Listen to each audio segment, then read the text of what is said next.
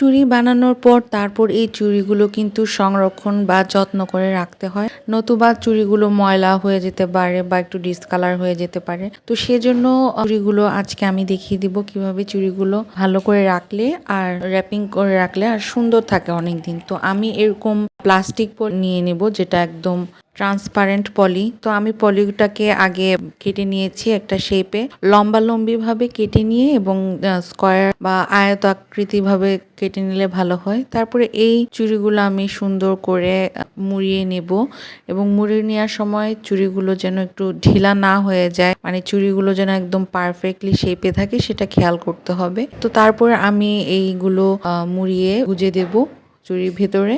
এভাবে দেওয়ার পর আরেকটু সুন্দর করে সাইডের যে জিনিসগুলো বাড়তি রয়েছে সেগুলো ঢুকিয়ে দিব। তো এইভাবে কিন্তু ছুরিগুলো র্যাপ করে রাখলে অনেক ভালো থাকে, ময়লা হয় না এবং সুন্দর থাকে ছুরিগুলো। এটা কিন্তু হ্যান্ডমেড ছুরির ক্ষেত্রে নয়, অন্যান্য ছুরিগুলো কিন্তু এইভাবে রাখলে ময়লা পড়ে না এবং ভালো থাকে। আপনারাও ট্রাই করতে পারেন। আশা করি এই ভিডিওটি আপনাদের উপকারে আসবে। সুস্থ থাকুন, ভালো থাকুন। আল্লাহ হাফেজ।